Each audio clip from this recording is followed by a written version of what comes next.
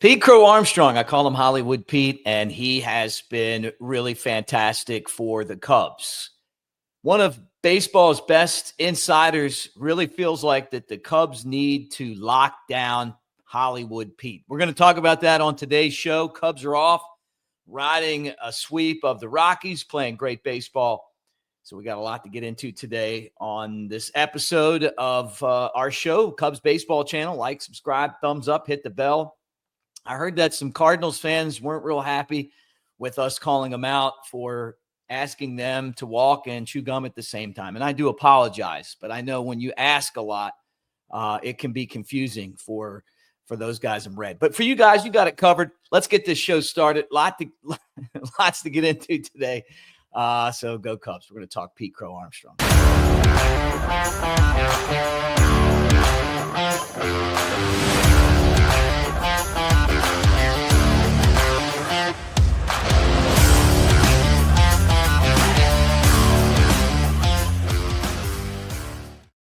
What do you say, everybody? Mick Gillespie, Cubs Baseball Channel. And again, thank you for being here today. As always, we try to do an episode a day. And the Cubs are off, and I kind of wanted to talk more about a guy who I've believed in for a long time, and I think we're all now seeing the potential of breakout star Pete Crow-Armstrong. You talk about a guy who is putting up monster numbers in an area where I don't think a lot of people expected him to do so well, and that's home runs and RBIs. He's got 50 runs batted in, 15 home runs, and some of these home runs have been really clutch. The home run that he hit last night against the Rockies turned out to be the difference maker when you win a 2-1 game. This offense, and I talked about it on a video earlier this week, is great. And it's not just that they're going to beat up on pitchers that aren't very good or guys that are having a bad night. It's that this team can beat you in different ways. And the Rocky series showed us that. Hey, you won an extra innings one night. You win a 2-1 game the next day. The Rockies pitching wasn't that bad. I mean, they kept them in it, but the Cubs pitching and defense was better. And the Cubs found a way to score runs. The 11th inning with Bushy and then Matt Shaw with the walk-off was really an amazing evening for the Cubs, getting contributions from, players down the lineup. And then, yesterday's game, Pete Crow-Armstrong hitting the solo home run on a pitch that he just scooped up off the plate. It was a really, really great swing. And you can see how he is progressing as a hitter, where he struggled really bad at the beginning, kind of got a little bit better last year. And now you can see that he's in his realm. And this isn't just 1 month. April and May have both been strong. He is a viable MVP candidate when you add in his defense and base running. I'm sure the Cubs would like to see him get on base more, walk more. The 303 on base percentage is something that is definitely an area of concern. And I don't even know if the word's concern, but it's an area where he can work to get better, and he can look at Kyle Tucker as an example of how to do that. And as he matures as a hitter, I'm sure that it will continue to get better, because you watch Tucker and he's just so brilliant at the plate.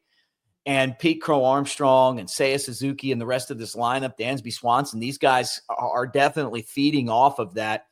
But Pete Crow-Armstrong is the guy that you look at and you're like, man, this is really becoming a special season for him.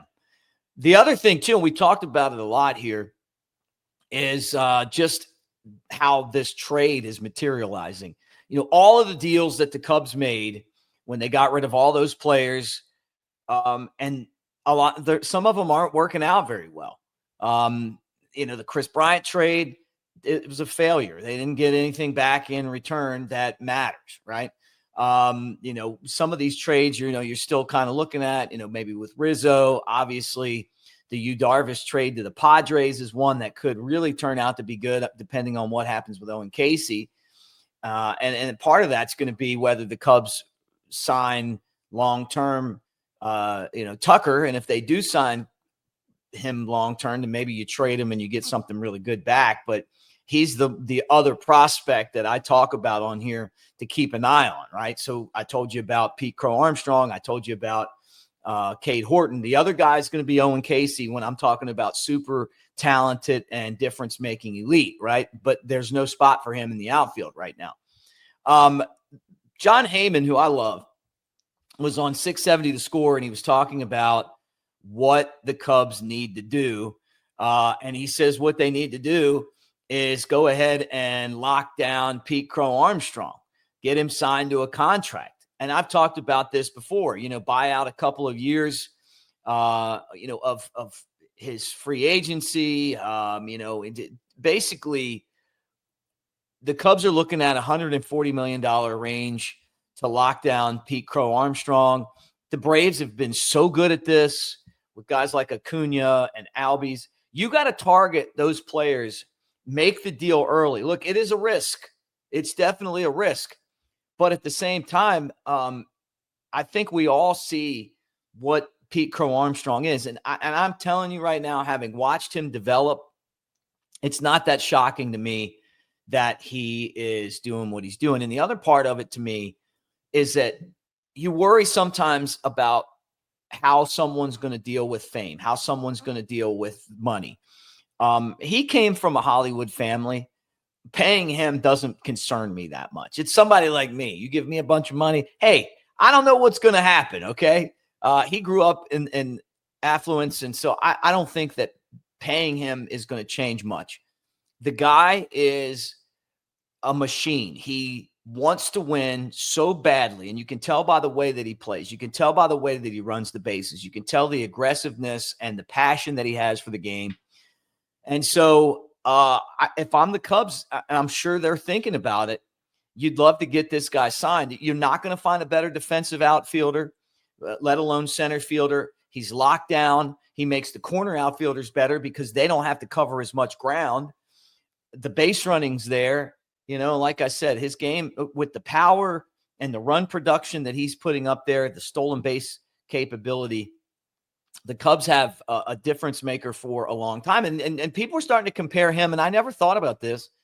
To me, it was like Bryce Harper, not saying that he just reminded me of Bryce Harper. I'm not talking about a swing, just the fire and the passion that he has, and his ability to, to surprise you and hit for power. I think Bryce Harper is probably a more bona fide power hitter, but Pete Crow-Armstrong can hit for power. You're seeing that now.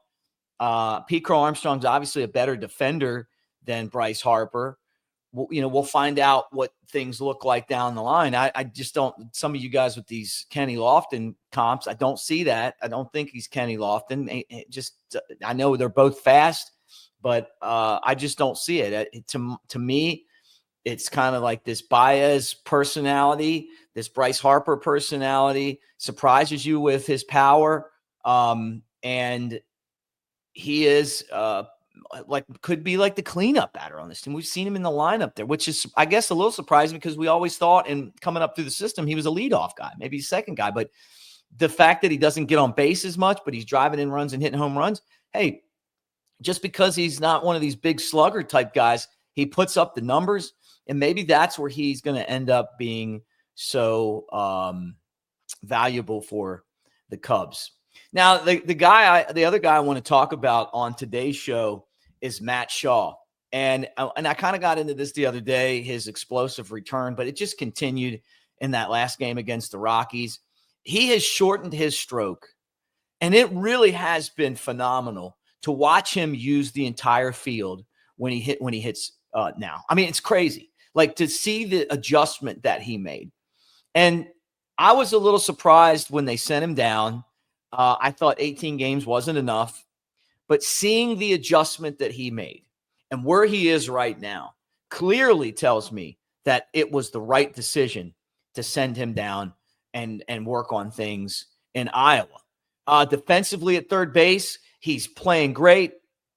He's a shortstop playing third base. And I always wondered if the position was too big for him, but he's handling it with ease. And the little ground ball play that he made in the ninth inning last night, charging and just making the off-balance throw, made it look easy. That's a really difficult play.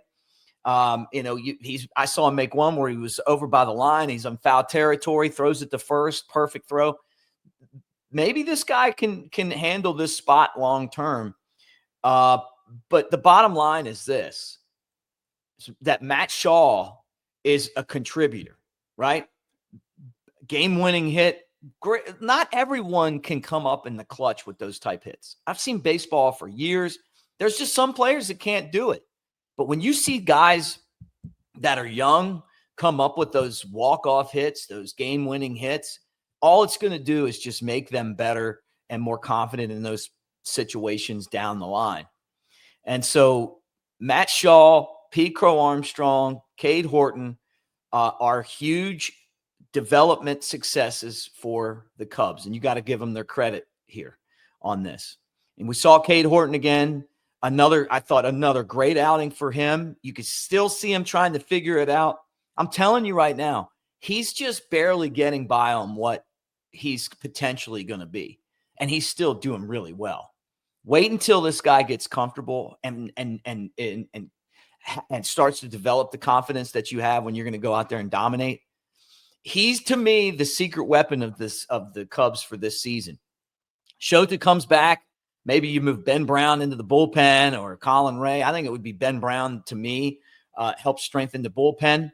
But Cade Horton, right where he is. Now, the last thing, talking pitching, is bad news. Jordan Wicks, I think, was someone that the Cubs could rely on potentially as a 6th or 7th starter, having some injury issues right now in Iowa. And that's a killer as far as depth goes for this pitching staff. So for the Cubs, trying to get to June, get Shota Imanaga back, start to strengthen out this thing a little bit. We don't know the status of Porter Hodge, but at the end of the day, they did a good job of building depth. We're not in the June yet. We're getting there. And the Cubs have had to rely on that depth, and that's one of the reasons that they're in first place. But the other is these young guys that are stepping up. And don't forget Daniel Palencia. The killer instinct's coming. You know, the taste of success is there. Watching him fired up at the end of these saves, it's amazing. And it's like the switch might have just been clicked by Palencia. So, and that's another developmental success for the Cubs organization. So sometimes we say, hey, we didn't think that was good, or, you know, we criticize. Those 4 guys right now and more down to come maybe, really show that when the Cubs had that top farm system and they were working guys up, that they're helping those guys get ready and helping the team now win at the major league level. All right. Hey, look, comment section, get in there and talk. Love to hear from all of you guys. Thank you for being part of the show. As always, tomorrow we got the Reds. It's going to be another interesting series. The Cubs ended up taking 2 out of 3 in Cincinnati. They were really weird wins. I'd love to see them kind of shut the door on the Reds a little bit and not have to come back from huge deficits, right? But you guys tell me what you think. How excited are you about this team? Tell me your assessment of the Cubs through 2 months. Has Jed Hoyer done enough to secure an extension? Or do you think ownership's still sitting back waiting to see, how the season progresses? But through April, May, I give the Cubs right now an A, but with a couple of days left.